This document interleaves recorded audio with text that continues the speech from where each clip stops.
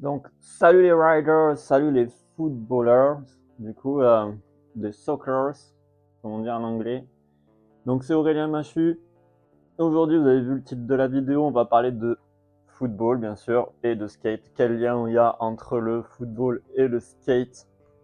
Il y a plein de liens, il y a plein de points en commun, ou en tout cas, il y a aussi des choses complémentaires pour le football. Pour tous ceux qui veulent accéder au haut niveau en football, c'est assez intéressant. C'est pas une obligation, mais c'est intéressant d'en discuter. Donc, on va parler de 3 footballeurs, mais avant de parler de ces 3 footballeurs qui font du skate, qui sont ultra connus d'ailleurs, on va parler un petit peu des liens qu'il y a entre le football et le skate. Et aussi, je vais vous apporter aussi mon expérience, parce que moi j'ai joué au football dans les quartiers, parce que je viens d'une famille pauvre, donc j'ai joué surtout dans les quartiers, des heures et des heures de matchs avec les kids du quartier, avec les gens du quartier, voilà, tous les niveaux. Il y en avait qui étaient en club, d'autres pas en club, des très doués, des pas doués, peu importe. Le football, c'est quelque chose en général de convivial et tout de suite qui fédère. Et c'est ça qui est bien. C'est l'avantage. Donc moi j'ai joué avant de connaître le skate et après de connaître le skate. En fait, j'ai commencé le football. C'était le premier sport auquel j'ai joué, puisque ma famille n'ayant pas d'argent, je ne pouvais pas commencer le skateboard. Je fais du skateboard depuis 20 ans, pour ceux qui ne le savent pas, ceux qui regardent cette vidéo. Et j'ai connu le skate à l'âge de 12 ans. Et en fait, avant de connaître le skate à l'âge de 12 ans, je faisais essentiellement du foot. Donc de l'âge de, allez, je vais dire de 5 ans jusqu'à l'âge de 12 ans, j'ai fait du foot. À l'âge de 12 ans, j'ai arrêté et j'ai fait du skate parce que ça m'a saoulé. Il y avait la mentalité, vous savez, on vous met tout le temps en gardien parce que personne ne veut aller en gardien. Tout le monde veut être le meneur, la star, quoi. Donc j'ai été vite saoulé et j'ai redécouvert le foot dans les quartiers. Parce qu'en fait, j'étais pas dans les quartiers, j'étais dans les squares, mais pas dans les quartiers. Ma famille habitait en centre-ville. Donc du coup, je jouais au foot avec mes amis et de façon très chill. Et après, j'ai été en pension, voilà, enfin bref, enfin, j'ai une longue histoire en tout cas au niveau de personnel. Et du coup, au niveau du football, j'ai arrêté à l'âge de 12 ans pour le skateboard. Euh, et ensuite, j'ai repris. Quand est-ce que j'ai repris le foot? C'est quand Nike a sorti sa fameuse chaussure pour le foot de street.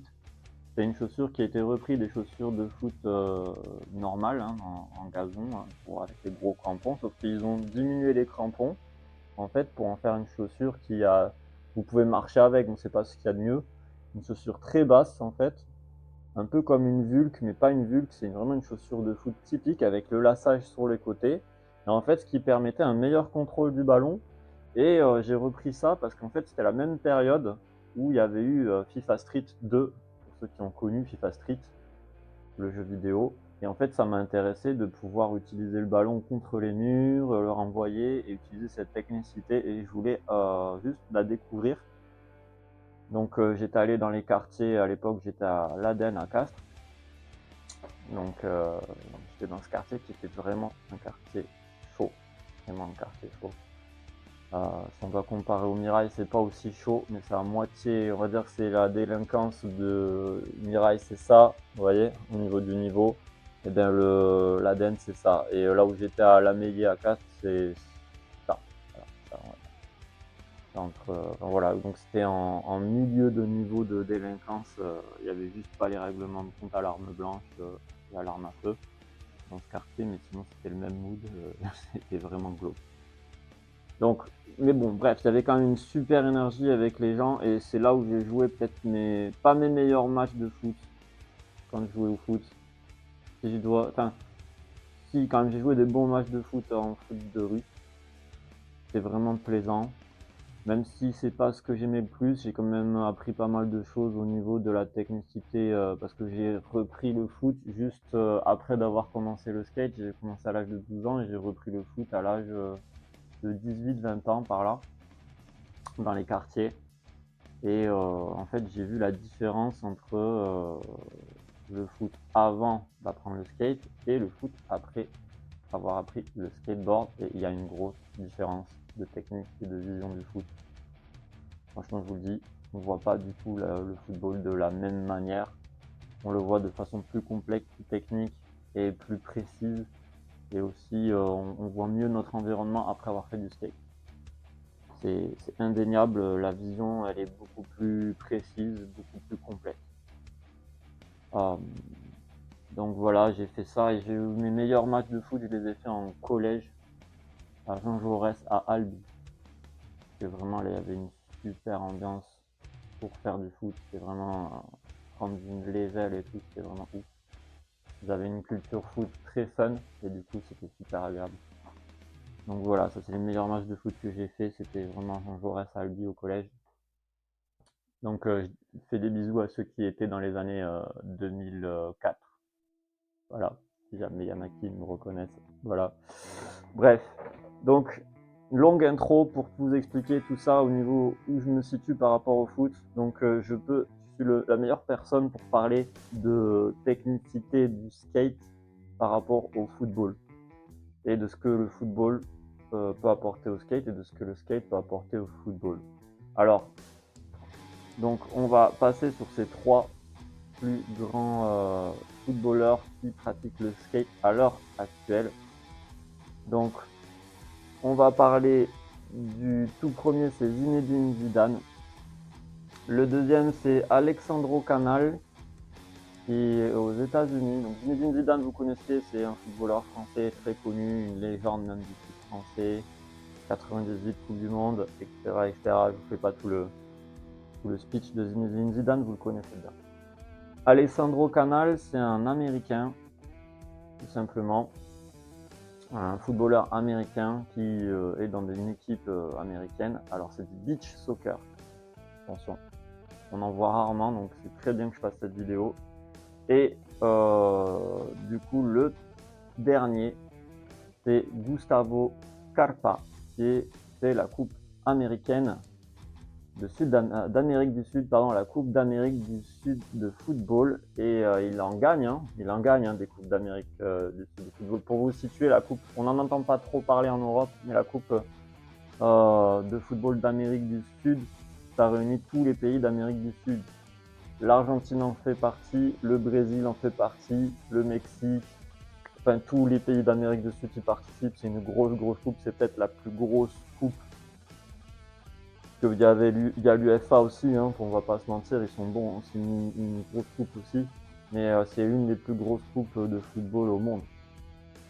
Je sais pas si laquelle est la plus grosse entre l'UEFA et la Coupe América. Je pense que les deux se valent parce que les deux sont exceptionnels au niveau foot. Donc voilà, pour ceux qui connaissent la Coupe d'Amérique du Sud de football, n'hésitez pas à le dire dans les commentaires si. Donc voilà, donc on y va, on commence tout de suite avec l'histoire de Zinedine Zidane. Donc Zinedine Zidane, je ne sais pas à quel âge il a commencé le foot, je ne vais pas vous faire un speech sur ça, mais en clair, je crois qu'il a il a été en équipe de France sélectionné plusieurs fois, hein. C'est vraiment un capitaine de l'équipe de France, donc c'est pas n'importe qui. Et récemment, en fait, il y a un skater qui a fait un partenariat avec la marque de skate Palace pour faire des tenues en collaboration avec, en invitant Zinedine Zidane. Et Zinedine Zidane, du coup, s'est prêté au jeu et il a pu montrer un petit peu ce qu'il savait faire en skate. Bon, rien de fou, hein, bien sûr, mais comme vous pouvez le voir, il sait faire des tic-tac.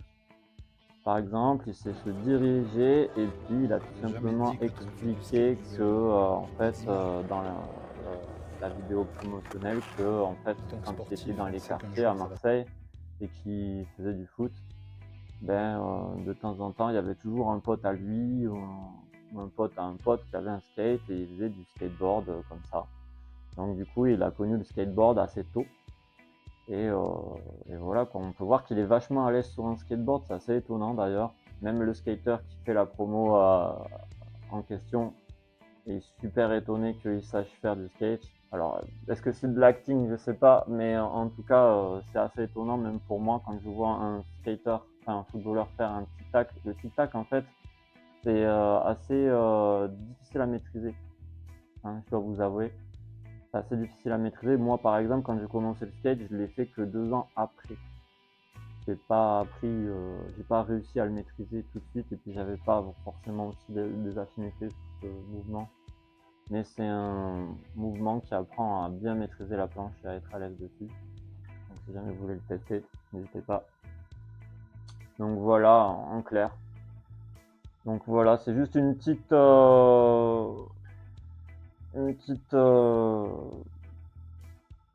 ouais, je perds mes mots là. Oh, on se réveille. Donc en fait, c'est juste une petite vidéo, une petite comme ça. Zinedine Zidane n'a pas vraiment fait de skate quotidiennement, tous les jours, tout ça. Il en a fait un petit peu, et juste c'est me remémorer un petit peu son enfance.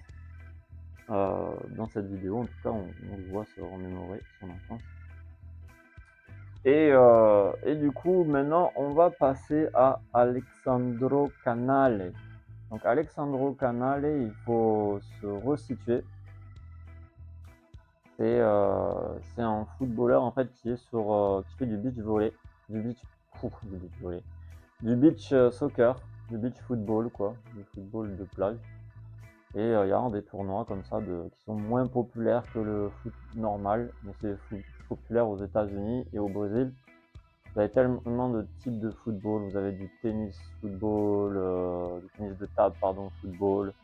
Vous avez du foot street. Il y a tellement de variantes de football qui existent.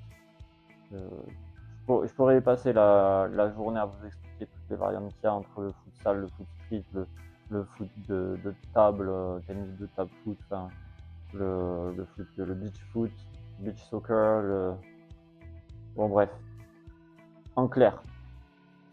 Donc voilà, et lui, Alexandro Canal, il fait du football de plage, donc du football du beach soccer. Donc c'est un peu comme le beach volley, mais version football. Donc ça met à rude épreuve les chevilles, ça met à rude épreuve votre équilibre. Que pour stabiliser sur un terrain qui est complètement vague et pas plat, c'est très compliqué. Vous vous rendez bien compte que pour faire des retours acrobatiques, c'est un football assez aérien au final, parce que plus la balle en fait ne touche pas le sol, plus vous pouvez la contrôler. Et du coup, ce footballeur a publié cette vidéo. Donc voilà. Et cette vidéo, en fait, on montre sa maîtrise tout simplement du ballon. Hein, on va pas se mentir. Et en fait, il fait des jongles en skatant, en roulant sur un skate. Donc il est sur un pied en équilibre. En même temps, il fait des dribbles sur un pied. Et en fait, c'est repousser un peu les limites de son sport football. Parce que dans tous les cas, quand il fait ça, il est sur quelque chose d'instable. Et en même temps, il fait du coup des jongles. Et c'est très utile pour son sport.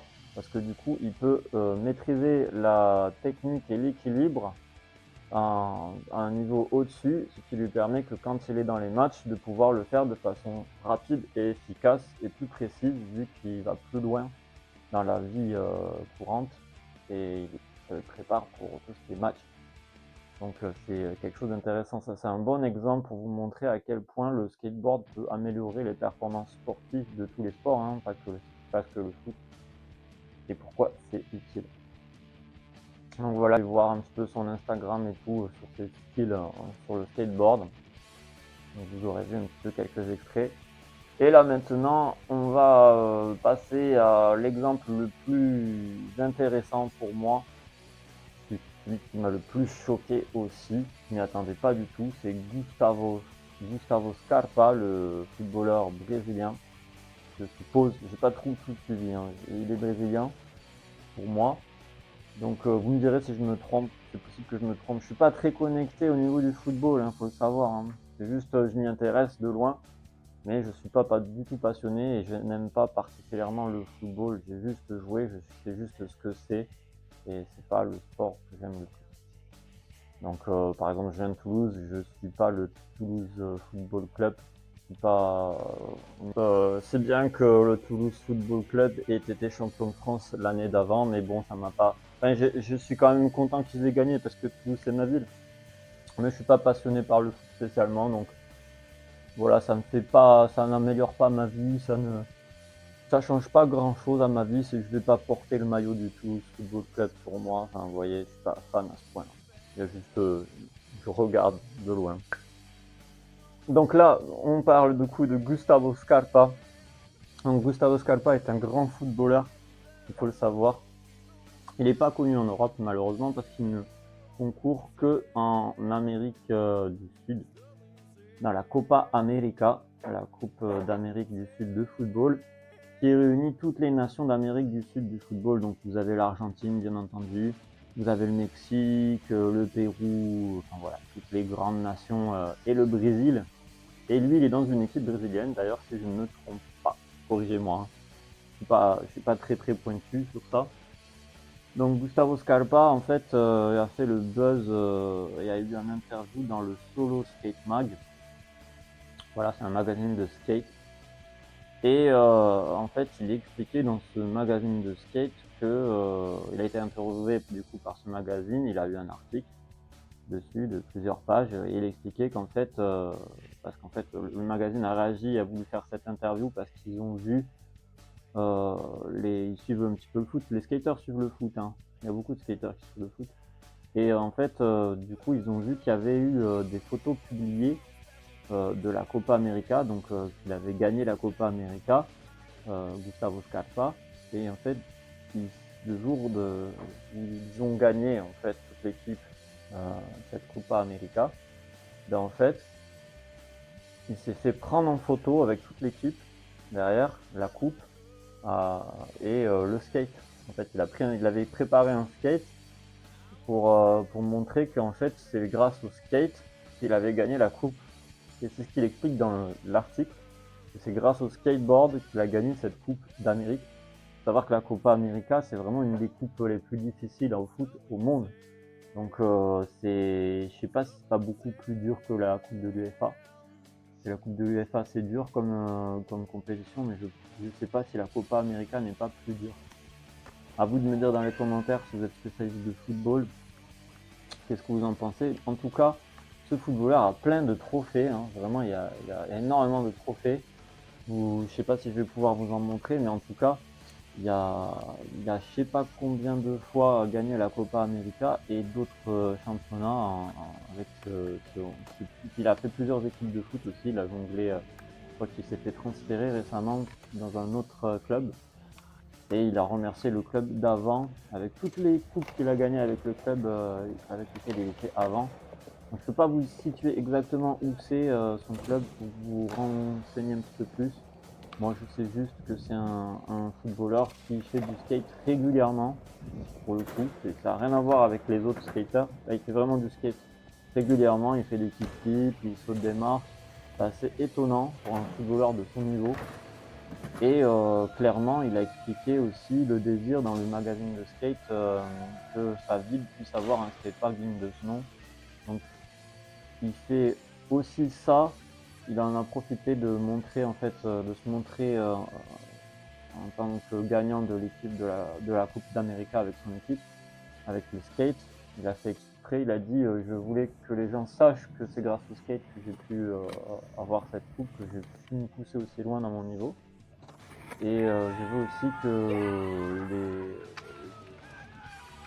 gens de la caméra municipale de la mairie de ma ville puissent aussi développer un peu plus le skateboard et qu'on ait des infrastructures meilleures pour ma ville. Voilà, enfin, il y a tout un côté politique, une dimension politique sportive et qu'il a mis en place pour que les choses évoluent aussi dans son pays au niveau de la mentalité et aussi au niveau mondial, que les gens comprennent aussi que le foot peut acquérir des compétences grâce à d'autres sports comme le skate et apparemment c'est prouvé quand on voit ces résultats, quand on voit comment ils jouent, ou d'autres footballeurs, si vous regardez, on voit la différence de ceux qui ne font pas de skate et de ceux qui font du skate. Donc en clair, Gustavo Scarpa, c'est vraiment la grosse surprise que j'étais étonné moi quand j'ai vu cet article sur lui. J'étais là, ah bon, ça aide, et je me suis remémoré le avant, après que je faisais du foot, avant de skater, je faisais du foot, et j'ai fait un petit peu de foot à un meilleur niveau, sans nul doute possible, après avoir skaté et pendant que je skatais. En parallèle de ça, j'en ai refait un petit peu, j'ai arrêté, j'ai fait genre 2-3 ans et j'ai arrêté. C'était juste pour savoir exactement qu'est-ce que ça apportait et surtout les nouvelles techniques en foot de street. C'était ça qui m'intéressait et en fait j'étais surpris parce que le fait d'avoir connu le skate, ça m'a permis de voir vraiment beaucoup de technicité au niveau du foot, au niveau de maîtrise du ballon. Clairement, c'est vraiment exceptionnel de savoir maîtriser un skate, c'est plus dur que de savoir maîtriser un ballon. Vraiment, vraiment. Donc voilà, c'est tout pour moi. Bref, si vous regardez un peu les skateurs brésiliens, vous verrez dans les Instagram de skateurs brésiliens qui passent à Paris, notamment Felipe Gustavo, c'est un skateur brésilien qui voulait être footballeur au début quand il a commencé et quand il a découvert le skate, il s'est mis au skate aussi. C'est un peu la même histoire que moi. Et il y a beaucoup de skateurs en fait qui ont ce type d'histoire où ils ont commencé le foot et puis finalement ils ont fait du skate parce qu'ils ont préféré. Ils ont eu un coup de foudre pour le skateboard. Et il y a toujours ce côté nostalgique de foot.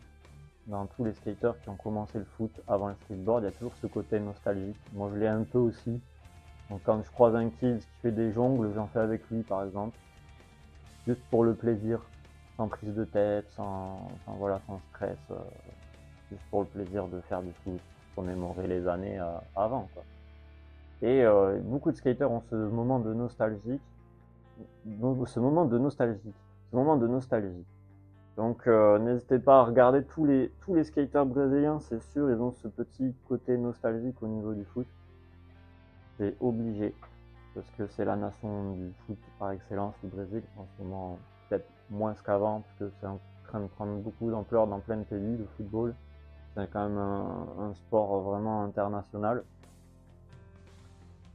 Et donc voilà, donc j'espère que cette vidéo vous aura plu. N'hésitez pas à liker, à commenter, à vous abonner et à partager cette vidéo à ceux qui aiment le foot, que vous connaissez, les Paps, tout ça. Peut-être ça les étonnera qu'il y ait des footballeurs très connus qui fassent du skateboard, vraiment qui pratiquent ce sport en parallèle de leur carrière professionnelle de footballeur. Et en espérant que ça puisse aider aussi le foot, hein, les footballeurs, les nouveaux footballeurs qui font du foot en club, qui puissent s'intéresser au skateboard et que ça puisse leur apporter quelque chose dans leur carrière ou dans leur technicité au niveau de la maîtrise du ballon. En clair, je peux vous dire que ça apporte énormément de choses. C'est prouvé, c'est pas juste un fait, c'est réel. Et moi je l'ai éprouvé, mais d'autres footballeurs l'ont éprouvé et même des skaters ont éprouvé que ça avait un grand changement sur la pratique du foot, de skateboard. Bon, bref. Les Riders et le Footballer Soccer, on se retrouve pour d'autres vidéos. N'hésitez pas à liker, à commenter et à vous abonner. Et dites en commentaire si vous connaissez d'autres footballeurs qui font du skateboard, des footballeurs professionnels qui pratiquent le skateboard. Bon, y en a qui ont dit qu'ils ont vu David Beckham sur un skate, Cristiano Ronaldo, Messi, enfin il y a plein de fantasmes sur ça, mais je pense pas que ce soit le cas. Donc, à plus sur YouTube.